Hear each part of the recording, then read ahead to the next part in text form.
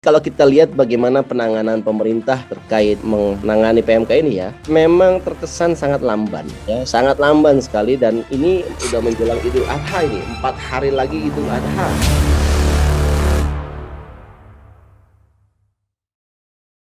Dan selanjutnya adalah ini tentang PMK ya, yang menyerang ternak sapi. Dan ini kebetulan kita akan menghadapi Idul Adha, tentunya kebutuhan untuk sapi atau hewan ternak ini akan sangat banyak ya, apalagi sebentar lagi. Nah ini gimana ini Bang? Ini sepertinya lamban sekali nih pemerintah menangani hal ini. Dan ya termasuk di daerah saya pun ada yang menunggu-nunggu vaksin belum datang juga dan sebagainya. Kemudian bagaimana ya Bang Mandor? Silakan Bang. Yang pertama, kasus PMK ini kan sebetulnya sudah cukup lama ya. Kapan kita pertama kali itu membuat video ini tentang PMK itu, Bro Eko? Ada sebulan yang lalu ya? 2 bulan. Yang lalu. Nah, saya kira sudah 2 bulan. Tapi kalau kita lihat bagaimana penanganan pemerintah terkait menangani PMK ini ya, saya kira memang terkesan sangat lamban. Ya, sangat lamban sekali, dan ini udah menjelang Idul Adha, ini 4 hari lagi Idul Adha. Tapi ternyata pemerintah solusinya hanyalah melakukan vaksinasi yang mereka targetkan sekitar 800.000 dosis. Ya, ditargetkan 800.000 dosis, tetapi yang ada per saat ini ya, saya kira per tanggal 7 ya, itu baru ada, saya periksa dulu datanya, ini tanggal 5 ya, beritanya tanggal 5 Juli, Menteri Koordinator Perekonomian mengatakan bahwa saat ini baru dilakukan sekitar 91.000 ya, jumlahnya 91.716 ekor yang sudah divaksin. Jadi dari 800 itu masih jauh sekali. Ya, ini vaksinasi ya binatang ini kan harusnya jauh lebih mudah ya. Karena kan ini bukan apa istilahnya, ini bisa langsung digerakkan SDM Dinas Pertanian yang ada di provinsi atau kota madya, kabupaten, ini bisa langsung disuntik, diidentifikasi bisa disuntik. Tapi kok ini terkesan lambat banget ya, sampai kemudian data yang masuk adalah yang sakit itu 289.000 ekor seluruh Indonesia ya, yang sembuh itu 94 ekor kabarnya, yang kemudian dipotong itu bersyarat 2.900, yang mati itu 1.722, dan yang divaksin tadi 91.716 ekor. Nah ini lambat sekali ya, dan saya nggak tahu ya, kalau dilihat dari vaksinnya ya, ini kan vaksinnya itu ternyata bukan diambil dari BRIN. Katanya kita punya badan riset dan inovasi nasional ya, BRIN ini yang menghimpun semua ilmuwan yang katanya akan jauh lebih efektif dihimpun jadi satu payung rumah. Kita punya BRIN, tapi ternyata vaksinnya bukan dari BRIN, bukan dari lab-labnya BRIN, tapi dari mana? Diimpor dari Perancis. Ya, diimpor dari Perancis gitu loh. Ini kan satu, menurut saya ini satu lagi-lagi ya, kita kena dampak penyakit, di mana penyakit ini sebetulnya penyebabnya kalau kita lihat ya, kita ini udah dari tahun 1990 itu sudah terbebas dari virus PMK, penyakit mulut dan kuku pada sapi, pada ternak ya. Kita udah mendapatkan sertifikat dunia, bahkan kita sudah bebas PMK-nya. Nah, penyebab PMK, virus PMK ini masuk ya, berdasarkan teman-teman yang mengkaji ini ya, di bidang pertanian, dia katakan ini penyebabnya karena kita mengimpor sapi hidup dari negara-negara yang masih memiliki PMK. Nah, negara yang masih memiliki PMK itu diantaranya adalah Brazil, ya, diantaranya adalah India.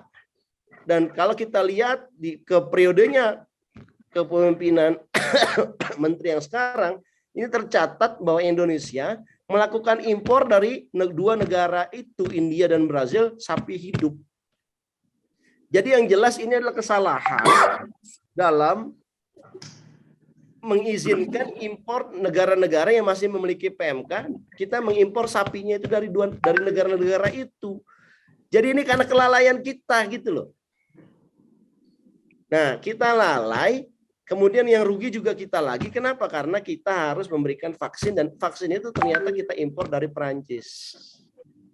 Jadi ini negara kita ini bukan negara, menurut saya bukan negara yang memikirkan masa depan kemandirian ya, tetapi negara yang memang sudah tergantung sama negara lain gitu loh. Saya nggak tahu ini apa, ini pekerjaan oknum atau by design gitu. Harusnya ini kan kalau kita punya masalah ya kita selesaikan masalah sendiri dan kita percepat gitu ya. Yang kedua saya ingin katakan adalah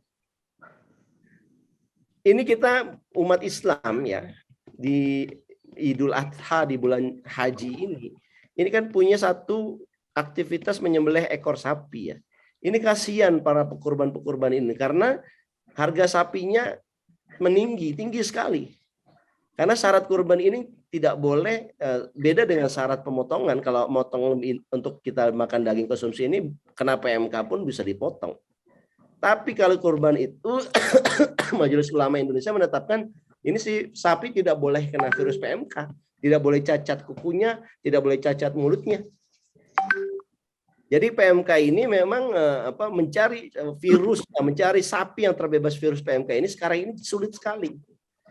Dan ini dampaknya, konsekuensinya adalah kasihan para kaum muslimin ya, yang sebetulnya mereka diwajibkan ya bagi yang mampu untuk menyembelih daging sapi, daging binatang ternak, tapi kemudian mereka tidak menyembelih itu gitu. Atau mereka menyembelih tapi dengan harga yang lebih tinggi dibandingkan musim haji biasanya tahun-tahun berikut sebelumnya gitu. Nah, ini yang saya kira memang terlihat sekali ya dengan kelambanan ini pemerintah ini seolah-olah kurang gercep ya, kurang gerak cepat gitu loh.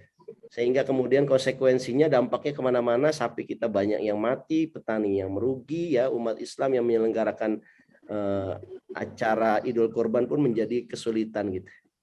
Ya, ini satu dalam perspektif kebijakan publik ini menarik ya, banyak sekali lesson learn yang kita bisa pelajari dari kasus penanganan virus PMK ini. Demikian, Bro. Ya, baik, Bang Mus, ada komentar? Ya, jadi saya kapan ya sempat berdiskusi ya dengan seorang sahabat bahwa yang kebetulan sempat beraktivitas di pemerintahan juga gitu. Nah, ini problemnya memang gini, Bang, bahwa dulu anggaran tuh banyak tersedotnya untuk COVID ya, 2 tahun kemarin gitu loh. Nah, ketika COVID-nya sudah agak melandai, ini anggaran tersedotnya sekarang ke IKN katanya. Seperti itu. Jadi banyak anggaran itu di berbagai kementerian, kalau tidak salah refocusing ya, untuk dialihkan ke IKN gitu loh, seperti itu. Nah, ini perlu didalami sebetulnya ya. Apakah memang banyak hal yang tidak terurus ini akibat justru anggaran-anggaran di kementerian, bisa jadi mungkin di Kementerian Pertanian atau kementerian lainnya itu masuknya untuk proyek IKN ini gitu, yang juga belum jelas gitu loh seperti apa. Gitu sih kalau dari saya. Gimana, Bang? Ya kalau ya memang IKN ini kan menyedot biaya ya, dan ini kan meskipun kasusnya di MK kan, tapi kan kelihatannya pemerintah tetap jalan terus ya. Dan kalau dianggarkan untuk IKN ini memang membutuhkan hampir 47 triliun ya di tahun ini untuk membangun infrastruktur dasarnya seperti jalan ya, termasuk apa istilahnya sanitasi airnya ya, kemudian lampu jalan dan sebagainya lah begitu.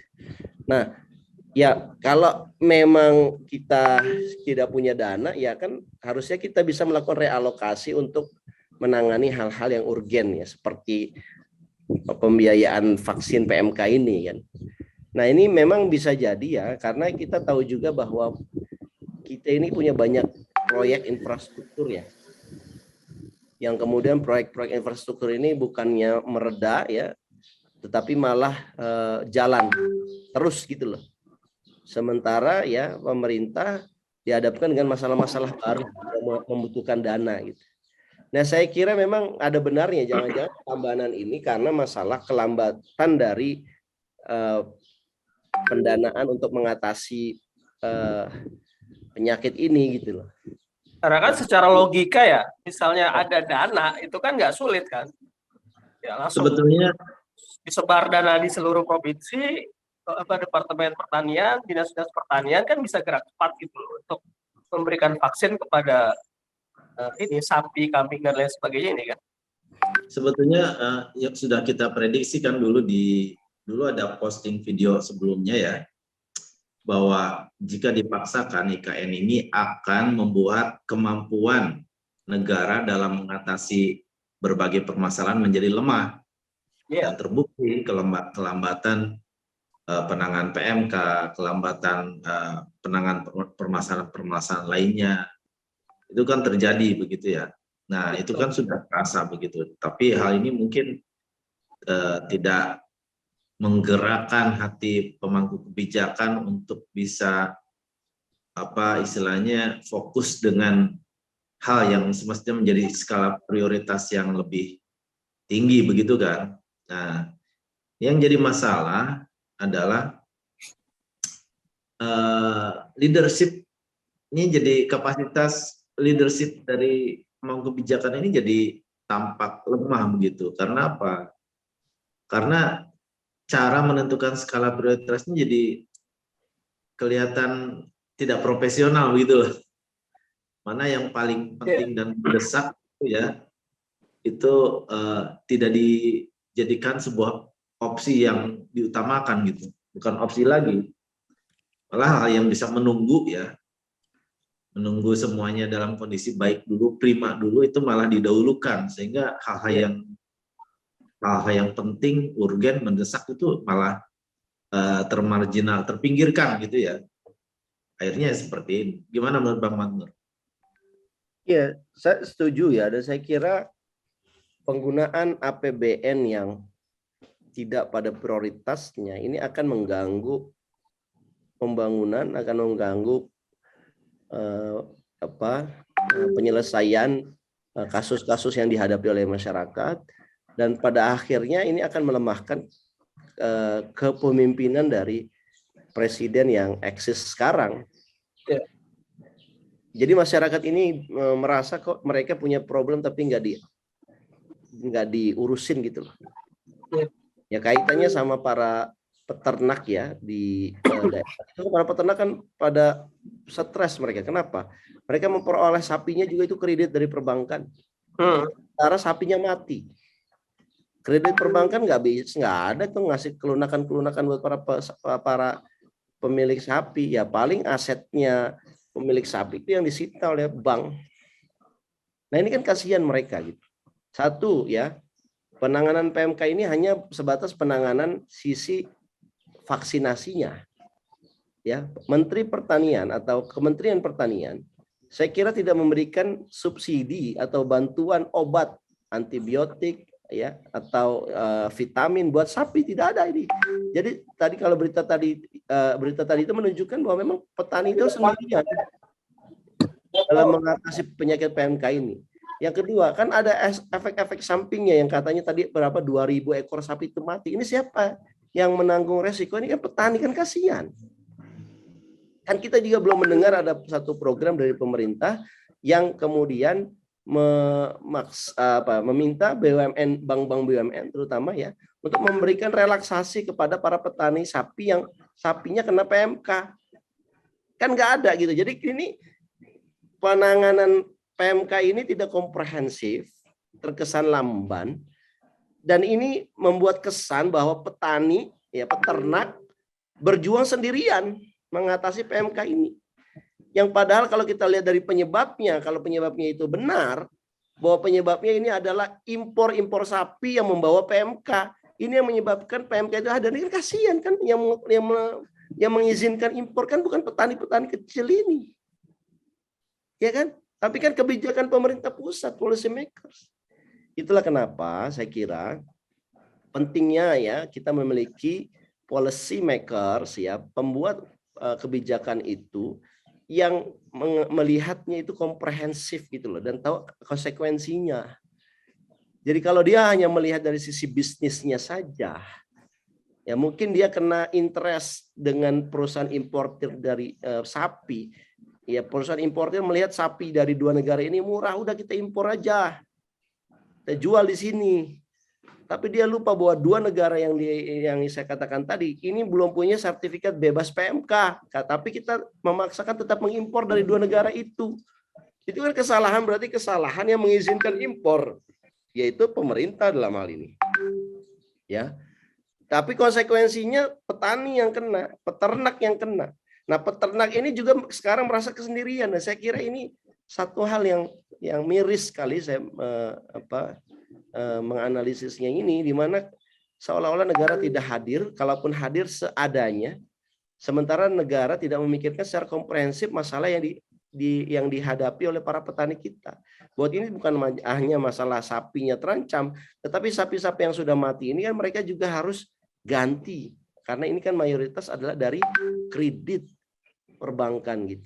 Yang tentunya kalau kita harapkan ya pemerintah ini mengatasi tidak hanya pemberian vaksinnya, juga memberikan bantuan untuk vitamin, untuk antibiotiknya, untuk obatnya, dan yang kedua juga memberikan bantuan kepada petani, bantuan kreditnya, karena bisa jadi mereka kehilangan aset-asetnya dan mereka bukannya sejahtera dari kasus ini, malah mereka bertambah miskin, aset mereka tersita pihak bank, akhirnya mereka tidak punya apa-apa lagi, dan mereka ini yang tadinya mandiri sekarang tergantung sama bantuan pemerintah, kan yang repot pemerintah juga.